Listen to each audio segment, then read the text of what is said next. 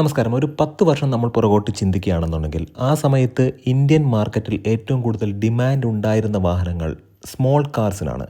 അതായത് വളരെ ചെറിയ സൈസിലുള്ള 4 മീറ്ററിന് താഴത്തേക്കെന്ന് ഞാൻ പറയുന്നില്ല.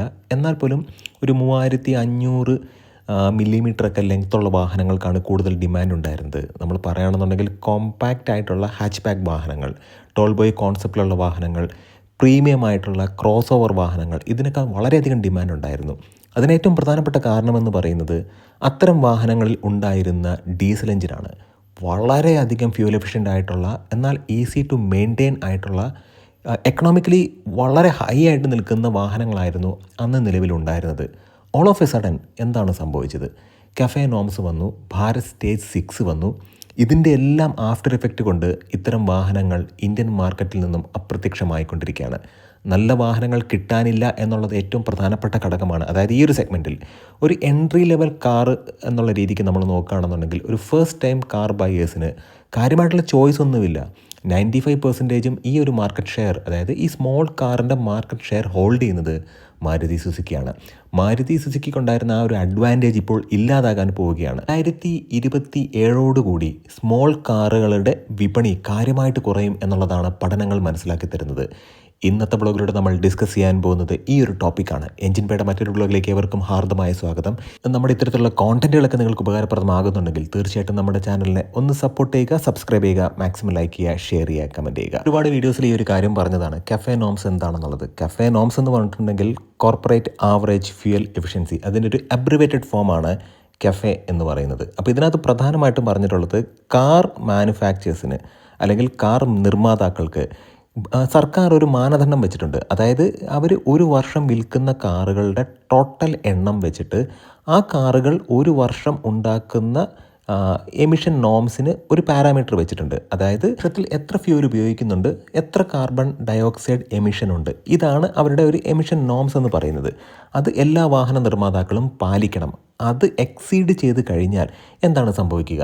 ഹെവി ഫൈനാണ് വരാൻ പോകുന്നത്. ഇപ്പോൾ നിലവിൽ 2017 കഫേ നോംസിൻ്റെ ഫസ്റ്റ് ഫേസ് വന്നു. 2022, അതായത് 5 വർഷം കഴിഞ്ഞപ്പോഴത്തേക്കും കഫേ നോംസിൻ്റെ സെക്കൻഡ് ഫേസും വന്നു. പക്ഷേ 2027 കഫേ നോംസിൻ്റെ തേർഡ് ഫേസ് വരാൻ പോവുകയാണ്. ഇവിടെയാണ് കാര്യങ്ങൾ മാറി മറിയുന്നത്. അതായത് ഇവിടെ നമ്മൾ മനസ്സിലാക്കേണ്ട ഒരു കാര്യം, കഫേ നോംസ് എന്ന് പറയുന്ന എമിഷൻ നോംസിൽ ഫസ്റ്റ് ഫേസിൽ സർക്കാർ പറഞ്ഞിരിക്കുന്നത് വളരെ കൃത്യമായിട്ട് ഒരു വാഹന നിർമ്മാതാവ് മൊത്തത്തിൽ അവരുടെ വിവിധ മോഡലുകൾ മുഴുവനായിട്ട് ഒരു വർഷം വിറ്റഴിക്കും. അതിപ്പോൾ ചെറിയ കാറുകളുണ്ടായിരിക്കാം, SUV ഉണ്ടായിരിക്കാം, കോമ്പാക്ട് SUV ഉണ്ടായിരിക്കാം, മൈക്രോ SUV ഉണ്ടായിരിക്കാം, എൻട്രി ലെവൽ കാറുകൾ ഉണ്ടായിരിക്കാം. ഇതെല്ലാം, അത് ഡീസൽ ഉണ്ടായിരിക്കാം, പെട്രോൾ ഉണ്ടായിരിക്കാം, വാട്ട് എവർ ഇറ്റ് ഈസ്. ഈ ഒരു വാഹനം അല്ലെങ്കിൽ ഇത്ര മൊത്തം വാഹനങ്ങൾ ഇന്ത്യൻ മാർക്കറ്റിലേക്ക് അവർ സെയിൽ ചെയ്യുന്നു. അത് ഒരു വർഷം എത്ര കാർബൺ എമിഷൻ ഉണ്ടാക്കുന്നു എന്നുള്ളതാണ് ഏറ്റവും പ്രധാനപ്പെട്ട കാര്യം. ഇപ്പം നിങ്ങൾക്ക് മനസ്സിലായല്ലോ എന്തുകൊണ്ടാണ് കൂടുതൽ ഇലക്ട്രിക് വാഹനങ്ങൾ ഇവർ വിൽക്കുന്നത് എന്നുള്ളത്. ഇവർ എന്ന് പറയുന്നത് ഓരോ മാനുഫാക്ചേഴ്സും. അതായത് ഇവരുടെ ഡീസൽ വണ്ടികൾ കൂടുതലുള്ള ആൾക്കാർ ഇവിടെ ഇലക്ട്രിക് വിൽക്കുമ്പോൾ അതിൻ്റെ ടോട്ടൽ എണ്ണം നോക്കുമ്പോഴത്തേക്കും പെർ കിലോമീറ്റർ എത്ര കാർബൺ ഡയോക്സൈഡ് എമിഷൻ വിധേയമാകുന്നു എന്ന് നോക്കുമ്പോൾ അവർ ആ കഫേ നോംസിനെ ബ്രേക്ക് ചെയ്യുന്നില്ല. അതാണ് ഏറ്റവും പ്രധാനപ്പെട്ട കാര്യം. കഫേ നോംസിൽ പ്രധാനമായിട്ടും നമ്മൾ മനസ്സിലാക്കേണ്ടത് ഫേസ് 1 1 കിലോമീറ്റർ ഓടുമ്പോൾ 130 ഗ്രാം കാർബൺ ഡയോക്സൈഡ് എമിഷനാണ് അതിൻ്റെ ഒരു പാരാമീറ്ററായിട്ട് വെച്ചിട്ടുള്ളത്. കഫേ നോംസ് ഫസ്റ്റ് വന്നത് 2017 2022 കഫേ നോംസിൻ്റെ സെക്കൻഡ് ഫേസ് വന്നു. അവിടെ 113 ഗ്രാമാണ് കാർബൺ ഡയോക്സൈഡ് എമിഷനാണ് 1 കിലോമീറ്ററിൽ അവൈലബിൾ ആയിട്ടുള്ളത്. എന്നാൽ കഫേ നോംസ് 3 വരുമ്പോഴത്തേക്കും അത് 113 ഗ്രാമിൽ നിന്നും 91.7 ഗ്രാം പെർ കിലോമീറ്റർ എന്നുള്ള രീതിക്ക് അത് മാറും എന്നുള്ളതാണ് ഏറ്റവും പ്രധാനപ്പെട്ട കാര്യം. അങ്ങനെ വരുമ്പോഴത്തേക്കും കൂടുതൽ ഡീസൽ വാഹനങ്ങൾ ഉള്ള മാനുഫാക്ചേഴ്സിന് എന്ത് സംഭവിക്കും? ഈ ഒരു നോംസിനകത്തേക്ക് വരണം എന്നുണ്ടെങ്കിൽ 1 കിലോമീറ്റർ ഓടുമ്പോൾ 91.7 ഗ്രാം ആയിരിക്കണം. അത് ബ്യൂറോ ഓഫ് എനർജി പ്രപ്പോസൽസിൻ്റെ അടിസ്ഥാനത്തിലാണ് ഞാനത് പറഞ്ഞിട്ടുള്ളത്.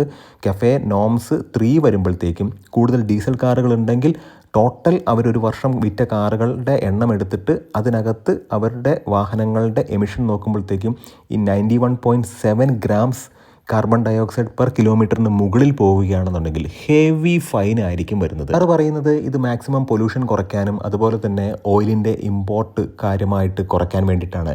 അൾട്ടിമേറ്റ്ലി ഇത് സംഭവിക്കാൻ പോകുന്നത് ഇലക്ട്രിക് കാറുകളെ പ്രൊമോട്ട് ചെയ്യുക എന്നുള്ളതാണ്. ഇലക്ട്രിക് കാർ എന്ന് പറയുന്നത് ഒരു നിശ്ചിത കാലം ഓടിക്കഴിഞ്ഞാൽ അതിൻ്റെ പരിപാടി തീർന്നു. ആ വാഹനം ഒഴിവാക്കുക, പുതിയത് മേടിക്കുക എന്നുള്ള രീതിക്കാണ്. നമ്മുടെ കയ്യിലൊരു ഡീസൽ കാറോ അതല്ലെന്നുള്ളൊരു പെട്രോൾ കാറോ ഉണ്ടെങ്കിൽ എങ്ങനെ നോക്കിയാലും 15 വർഷം കഴിഞ്ഞാലും നല്ല രീതിക്കൊക്കെ മെയിൻറ്റെയിൻ ചെയ്ത് കൊണ്ടുപോയിട്ടുണ്ടെങ്കിൽ ആ ഒരു വാഹനം എൻ്റെ ഒരു കാഴ്ചപ്പാടിൽ ഒരു 2 പ്രാവശ്യമെങ്കിലും വീണ്ടും റീടെസ്റ്റ് ചെയ്ത് ഉപയോഗിക്കാൻ കഴിയും. അത്രയും പെർഫെക്റ്റായിട്ട് വാഹനങ്ങൾ ഉപയോഗിക്കുന്ന ആളുകളുണ്ട്. കൃത്യമായ ഓയിൽ ചേഞ്ച്, ഫിൽട്ടർ ചേഞ്ചൊക്കെ ചെയ്ത് നല്ല രീതിക്ക് മെയിൻറ്റെയിൻ ചെയ്യുന്ന വാഹനങ്ങളുണ്ട്. പക്ഷേ എങ്ങനെ നോക്കിയാലും ഇലക്ട്രിക് കാറുകളുടെ ബാറ്ററിയുടെ ആ ഒരു കപ്പാസിറ്റി, അതായത് ഹോൾഡിംഗ് കപ്പാസിറ്റി കഴിഞ്ഞാൽ അതിൽ കിട്ടുന്ന ലാഭമൊക്കെ തീർന്നു. പിന്നീട് 8 ലക്ഷം രൂപയ്ക്ക് 9 ലക്ഷം രൂപയ്ക്ക് ഒരു ബാറ്ററി വാങ്ങിച്ചു വെച്ച് വീണ്ടും ആ ഒരു വാഹനമൊന്നും ആരും കൊണ്ട് നടക്കില്ല. അതിൽ പ്രധാനപ്പെട്ട കാര്യമെന്ന് പറയുന്നത് ഇതിനെ സ്ക്രാപ്പ് ചെയ്ത് കളയും എന്നുള്ളതാണ്. ഇപ്പോൾ മൊബൈലൊക്കെ വാങ്ങിച്ചിട്ട് യൂസ് ആൻഡ് ത്രോ എന്നുള്ള രീതിയിലേക്ക് മാറിയല്ലോ. അതുപോലെ തന്നെ CAFE norms 3 വരുമ്പോഴത്തേക്കും 91.7 gram carbon dioxide emission per kilometre എന്നുള്ള രീതിക്കുള്ളൊരു പ്രപ്പോസൽ വന്നിട്ടുണ്ട്. അത് ഇംപ്ലിമെൻ്റ് ഒന്നും ആയിട്ടില്ല. 2027 ഇംപ്ലിമെൻ്റ് ആകാൻ പോകുന്നത്. പക്ഷേ ഇവിടെ പ്രധാനമായിട്ടും ഈ സ്മോൾ കാറുകൾക്ക് ഒരു വലിയൊരു അഡ്വാൻറ്റേജ് സർക്കാർ കൊടുക്കുന്നുണ്ട്. അതിൻ്റെ മുകളിലാണ് ടാറ്റയെ പോലെ, മഹീന്ദ്രയെ പോലെയുള്ള വലിയ SUV മേക്കേഴ്സ് കൃത്യമായിട്ടുള്ള ഒരു ക്വസ്റ്റ്യൻ മാർക്ക് വയ്ക്കുന്നത്. ഇവിടെ പ്രധാനമായിട്ടും പറഞ്ഞിട്ടുള്ളത് ചെറിയ കാർ എന്ന് പറയുന്നത് കാറിൻ്റെ വെയിറ്റ് അടിസ്ഥാനത്തിലാണ്. അതായത് 909 കിലോഗ്രാമിന് താഴെയുള്ള കാറുകൾ, എൻജിൻ കപ്പാസിറ്റി എന്ന് പറയുന്നത് 1.2 ലിറ്റർ, അതായത് 1200 CC, മാക്സിമം 1200 CC വരെയുള്ള വാഹനങ്ങൾ, 4 മീറ്ററിന് താഴത്തേക്ക് ലെങ്ത്ത് ഉള്ള വാഹനങ്ങൾ, അവയ്ക്ക് 3 gram carbon dioxide emission per kilometre അത് റിലീഫ് ചെയ്ത് കൊടുക്കും. അതൊരു വേവ് ഓഫ് ചെയ്ത് കൊടുക്കും. എക്സെപ്ഷനാണ്. അങ്ങനെയുള്ള ഒരു ബെനിഫിറ്റ് സ്മോൾ കാറുകൾക്ക് കൊടുത്തിട്ടുണ്ട്. ഈ 909 കിലോഗ്രാം ഭാരമെന്ന് പറയുമ്പോൾ നമുക്കറിയാം മാരുതി സുസുക്കിയുടെ മിക്കവാറും എല്ലാ വാഹനങ്ങളുടെയും കാർബോഹൈഡ്രേറ്റ് എന്ന് പറയുന്നത് 750 കിലോഗ്രാം, അതല്ലെന്നുണ്ടെങ്കിൽ 800 കിലോഗ്രാം, 850 കിലോഗ്രാം. ഇവിടെ 909 കിലോഗ്രാമിന് മുകളിലേക്ക് വെയിറ്റുള്ള വാഹനങ്ങൾ നമ്മൾ നോക്കുകയാണെങ്കിൽ ടാറ്റയുടെ പഞ്ചിനൊക്കെ 1500 കിലോഗ്രാമിനടുത്ത് ഭാരമുണ്ട്. 1600, 1500 അതിൻ്റെ ഒരു കാർബോ വെയിറ്റ് എന്ന് പറയുന്നത്. അപ്പോൾ അങ്ങനെ നോക്കുമ്പോഴത്തേക്കും 1000 കിലോഗ്രാമിന് മുകളിലേക്ക് പോയി കഴിഞ്ഞാൽ മിക്കവാറും ഇത്തരത്തിലുള്ള ചെറുവാഹനങ്ങൾക്കൊന്നും കാര്യമായിട്ടുള്ള ഈ CAFE നോംസിൻ്റെ റിലീഫ് കിട്ടത്തില്ല. നമ്മളിപ്പോൾ പറയുകയാണ് ഒരു 3 gram carbon dioxide per kilometre അത്രയല്ലേ വേവ് ഓഫ് ചെയ്തിട്ടുള്ളൂ. പക്ഷേ ആയിരക്കണക്കിന് വാഹനങ്ങൾ വിൽക്കുമ്പോൾ അത് വലിയൊരു അഡ്വാൻറ്റേജ് ആണ്. ഇപ്പോൾ എന്തുകൊണ്ട് പഞ്ചിനകത്ത് ഡീസൽ എഞ്ചിൻ കൊടുക്കുന്നില്ല എന്ന് ചോദിച്ചതിന് വളരെ വലിയൊരു എക്സാമ്പിൾ ഇത് തന്നെയാണ്. ഡീസൽ എഞ്ചിൻ കൊടുത്തിട്ടുണ്ടെങ്കിൽ CAFE നോംസിനെ മീറ്റ് ചെയ്യാൻ പറ്റില്ല, ഹെവി ഫൈൻ വരും. ഏറ്റവും കൂടുതൽ ബെനിഫിറ്റ് കിട്ടുന്നത് മാരുതി സുസുക്കിക്ക് തന്നെയാണ്. ബെനിഫിറ്റ് കിട്ടാതെ പോകുന്ന വാഹന നിർമ്മാതാക്കൾ ആരൊക്കെയാണ്? ടാറ്റ പോലെയുള്ള, മഹീന്ദ്ര പോലെയുള്ള ബിഗ് SUVകൾ നിർമ്മിക്കുന്ന വാഹന നിർമ്മാതാക്കൾക്കാണ്. ബിഗ് SUV എന്ന് ഞാൻ പറയുന്നത് പ്രധാനമായിട്ടും അവരുടെ വലിയ വലിയ വാഹനങ്ങളെക്കുറിച്ചിട്ടാണ്. പക്ഷേ പഞ്ച് പോലെയുള്ള ചെറിയ വാഹനങ്ങൾ 4 മീറ്ററിന് താഴത്തേക്ക് ലെങ്ത് ആണെങ്കിൽ പോലും അതിൻ്റെ കാർബോഹൈഡ്രേറ്റ് എന്ന് പറയുന്നത് 1400, 1500 കിലോഗ്രാമിനടുത്താണ്. അപ്പോൾ അങ്ങനെയുള്ള ഒരു സാഹചര്യത്തിൽ അവരുടെ മിക്കവാറും എല്ലാ വാഹനങ്ങൾക്കും 1000 കിലോഗ്രാമിന് മുകളിൽ ഭാരമുണ്ട്. അപ്പോൾ അങ്ങനെ നോക്കുമ്പോഴത്തേക്കും ഈ ഒരു റിലീഫൊന്നും അവർക്ക് ലഭിക്കില്ല. മാരുതിക്ക് ലഭിക്കും. കാരണം മാരുതിയുടെ വാഹനങ്ങളൊക്കെ വളരെ വെയിറ്റ് കുറഞ്ഞ വാഹനങ്ങളാണ്. അത് നമുക്കറിയാവുന്ന കാര്യമാണ്.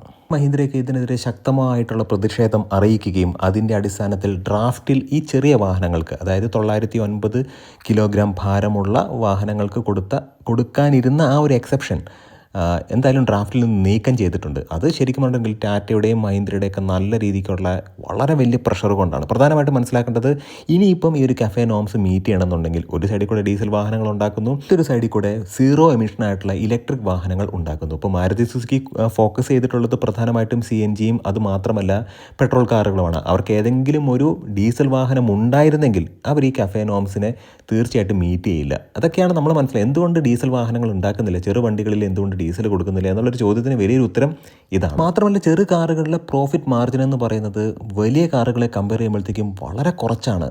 ഏറ്റവും പ്രധാനപ്പെട്ട കാര്യമെന്ന് പറയുന്നത് ഇപ്പോൾ ആളുകൾ കൂടുതൽ ഫോക്കസ് ചെയ്യുന്നത് ഈ CAFE നോംസിനെ മീറ്റ് ചെയ്യാൻ വേണ്ടിയിട്ട് തന്നെ ഇൻഗ്ലോ പ്ലാറ്റ്ഫോം പോലെയുള്ള, അതായത് അത് മഹീന്ദ്രയുടെ പ്ലാറ്റ്ഫോമാണ്, ഇലക്ട്രിക് പ്ലാറ്റ്ഫോമാണ്, നമുക്കറിയാം. Active.EV പ്ലാറ്റ്ഫോം പോലെയുള്ള പുതിയ ഇലക്ട്രിക് പ്ലാറ്റ്ഫോം കൊണ്ടുവന്ന് ഇലക്ട്രിക് കാറുകളെ നിർമ്മിക്കുന്നു. ഇവിടെ ഒരു സൈഡിൽ ഡീസൽ വാഹനങ്ങളുണ്ട്, നല്ല പൊല്യൂഷനുണ്ട്. ഇപ്പുറത്തെ സൈഡിൽ ഇലക്ട്രിക് വാഹനമുണ്ട്, അത് സീറോ പൊല്യൂഷനാണ്. അങ്ങനെ നോക്കുമ്പോഴത്തേക്കും രണ്ടും കൂടെ തുലനം ചെയ്യുമ്പോൾ ടോട്ടൽ ആ ഒരു വർഷം വിറ്റ വാഹനങ്ങളുടെ കണക്കെടുക്കുമ്പോൾ ഈ പറയുന്ന കാർബൺ ഡയോക്സൈഡ് എമിഷൻ എന്ന് പറയുന്നത് ഈ പറയുന്ന കഫേ നോംസിനുള്ളിലേക്ക് വരും. അങ്ങനെ അവർക്ക് ആ ഒരു ഫൈൻ ഒഴിവാക്കാൻ കഴിയും. അതാണ് ഏറ്റവും പ്രധാനപ്പെട്ട കാര്യം. അങ്ങനെ നോക്കുമ്പോഴത്തേക്കും ഈ ചെറു കാറുകൾ എന്ന് പറയുന്ന സെഗ്മെൻറ്റ്, ഇപ്പം യൂറോപ്പിലൊക്കെ കഫേ നോംസ് 3 എന്ന് പറയുന്നത് യൂറോപ്യൻ കഫേ നോംസ് 3യുടെ മോസ്റ്റ് ഒരു റെപ്ലിക്ക തന്നെ ആകാനാണ് സാധ്യത. അങ്ങനെ നോക്കുമ്പോഴത്തേക്കും അവിടെ ഈ യൂറോപ്പിലൊക്കെ ചെറു കാറുകൾക്കുണ്ടായിരുന്ന ഡിമാൻഡ് കുറഞ്ഞു വരുന്നു. അതുപോലെ തന്നെ ഇന്ത്യയിലും 2027 ആകുമ്പോഴത്തേക്കും സ്മോൾ കാറുകളുടെ ശരിക്കും ഡിമാൻഡ് നല്ല രീതിക്ക് കുറയും. അത് പ്രധാനപ്പെട്ട ഒരു കാര്യമാണ്. ഇപ്പം നമ്മൾ നോക്കുകയാണെന്നുണ്ടെങ്കിൽ എൻട്രി ലെവൽ കാറുകളൊക്കെ ആളുകൾ വാങ്ങുന്നത് പ്രധാനമായിട്ടും കോമ്പാക്റ്റ് SUV സെഗ്മെൻറ്റിലേക്കാണ്. മൈക്രോ SUV എന്ന് പറയുന്ന വാഹനങ്ങൾ ഇപ്പോൾ വളരെ വിരലിൽ എണ്ണാവുന്നത് മാത്രമാണ്. പക്ഷേ അങ്ങനെ വരുമ്പോഴത്തേക്കും ആളുകൾ കൂടുതൽ ഫോക്കസ് ചെയ്യുന്നതല്ല, വിപണിയിൽ അത് മാത്രമേ ഉള്ളൂ. പിന്നെ വേറെ എന്താണ് ചെയ്യുക? അതുകൊണ്ട് തന്നെ ഒരു നല്ല കാർ വേണം എന്ന് ആഗ്രഹിക്കുന്ന ആളുകൾ തീർച്ചയായിട്ടും കോമ്പാക്റ്റ് SUVയിലേക്ക് പോകും. അപ്പോൾ എൻട്രി ലെവൽ കാർ തുടങ്ങുന്നത് തന്നെ കോമ്പാക്റ്റ് SUVയിൽ നിന്നായിരിക്കും. ആ ഒരു രീതിയിലേക്കാണ് കാര്യങ്ങൾ പോകുന്നത്. തീർച്ചയായിട്ടും ഈ ഒരു കോണ്ടന്റ് ഉപകാരപ്രദമായി എന്ന് വിശ്വസിക്കുന്നു. നല്ല ഇൻഫോർമേറ്റീവ് ആയിട്ടുള്ള വീഡിയോസുമായിട്ട് നമുക്ക് വീണ്ടും കാണാം. നിങ്ങളുടെ സ്നേഹത്തിനും സപ്പോർട്ടിനും ഒരിക്കൽ കൂടെ നന്ദി. നമസ്കാരം.